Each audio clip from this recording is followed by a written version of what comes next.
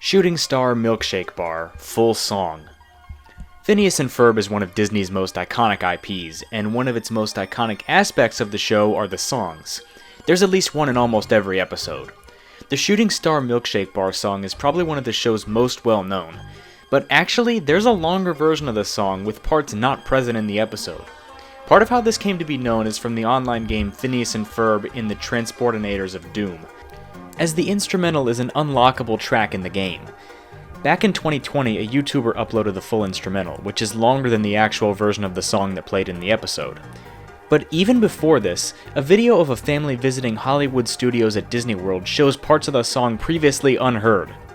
I know people sometimes do go to great lengths to find lost media, but I don't know if an 8-hour drive is worth 30 seconds of unheard music. At least, for me it's not.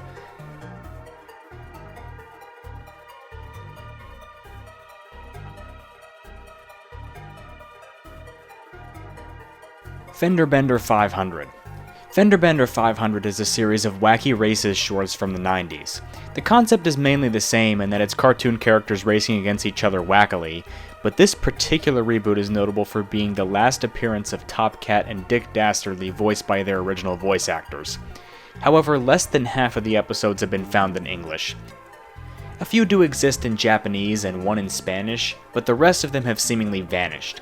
The Japanese episodes being found is due to Japan being the only territory that ever saw a home media release, with episodes being released on VHS and Laserdisc over there, and only over there for some reason. As of now, 27 episodes are completely lost. We're getting ahead. We're going to win! We're in the money, Muttley!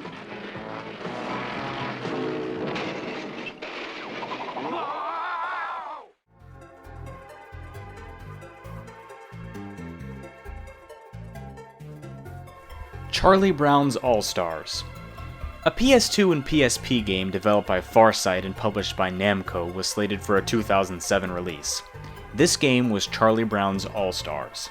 The game was a simple baseball game based on the Peanuts comic strip. While the game was announced to have a roster featuring around 30 characters, eventually this number got increased to around 70, which was quite ambitious for a piece of already outdated hardware for the time. The game would have featured 4 minigames as well: batting, fielding, pitching, and Lucy Says, a Simon Says type game. This game was only advertised in the manual for the PS2 game Snoopy vs. the Red Baron, which is what you're seeing right now. The game was stated to be set for a 2007 release, as I previously mentioned, but was ultimately cancelled due to a lack of staff that was able to develop the game, as Farsight was working on too many projects at the time.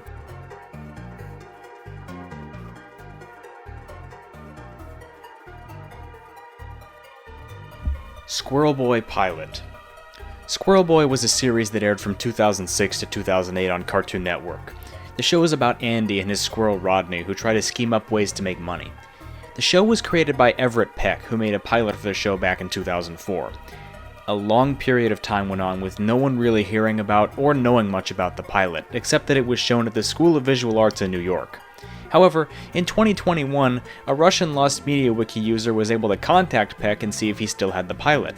Peck didn't know where the tape of the pilot was, but he sent the user some concept art, and this is still where we stand today in this search.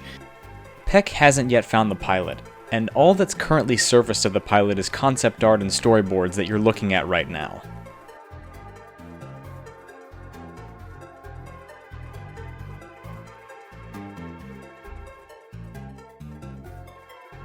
The TNT Show, Michael Jackson skit. The TNT Show was a comedy sketch show that aired on Channel 4 back in 2009. On June 25, 2009, a sketch was slated to air satirizing Jackson's supposed use of impersonators in public appearances instead of the real him. This was until news broke that Michael Jackson had died that day. Because of this, before the skit could even air, the show got cut off with a message blaming technical issues. Later on, Channel 4 issued an apology and stated that the skit would not air, and to this day, it hasn't. The video of its removal is up on YouTube, but due to this being one of the worst instances of bad timing in the history of comedy, it's unlikely the public will ever get to see what it could have been. I mean, look what I killed during Dictionary Corner. Also this week,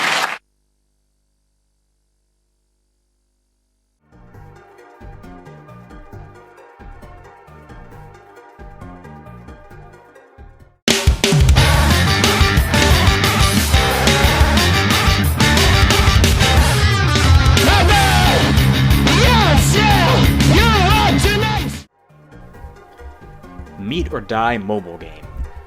Based on a web series about two dinosaurs trying and failing at getting meat in New York City, this game has a bit of a foggy past.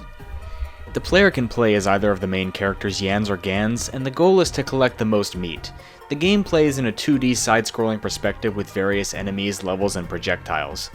There are supposed to be different bosses in each level, but this is unconfirmed, and there were also supposed to be online leaderboards in this game as well. The only evidence of this game is the trailer from 2011.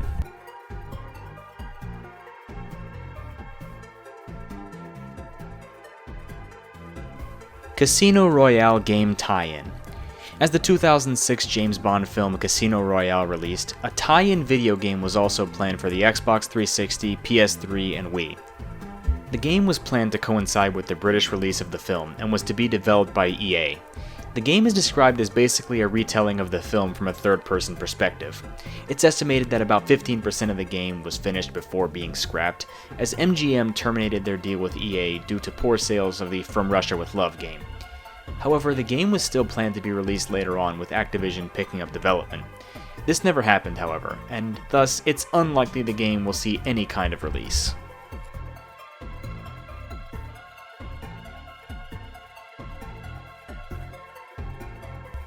Heavyweight Champ.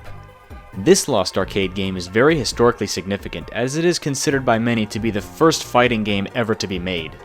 The controls were rather awkward, but innovative at the time, as they essentially controlled like a joystick but through a boxing glove type apparatus one was supposed to put their hand through.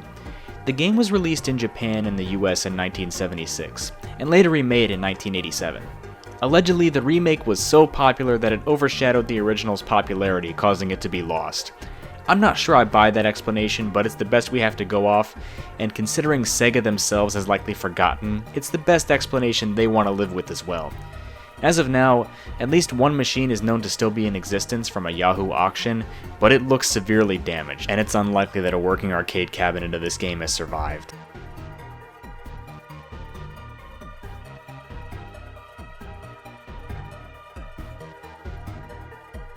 The Bullwinkle Show. Puppet segments.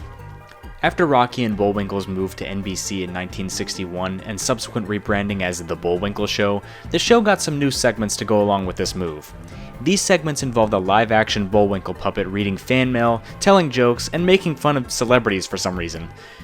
One of these segments ended by Bullwinkle telling the audience to remove their knobs from their TV sets, to which 20,000 people reportedly did, causing a lot of outrage. In the worst attempt at damage control in the history of television, the next segment told viewers to glue the knobs back on their TV, and after that, these segments were cut out of the show altogether.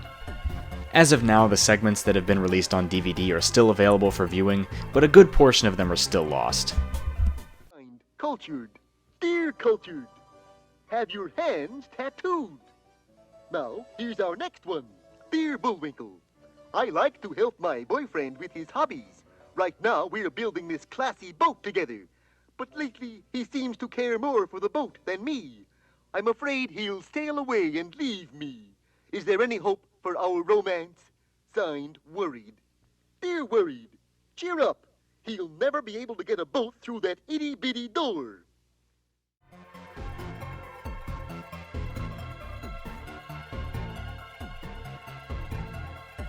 Match Game. One of my favorite game shows is Match Game from the 70s and 80s. And since episodes, as far as I'm aware, still air daily on the Game Show Network, I was shocked at just how many of these episodes got pulled from reruns or banned for various reasons. Some of these got pulled for offensive jokes used in the episode, which is probably the dumbest reason for them to get pulled. Some got pulled because the actual master tape got misplaced or damaged, which is actually surprising considering how Goodson and Todman have been known for having well-preserved archives. YouTuber Match Game Productions has been invaluable in their help with these searches, as many of the banned or lost episodes get uploaded to his or her channel, and considering the difficulty of finding many of the episodes, that's no easy feat. Police commissioner said, I think Batman and Robin are... queer.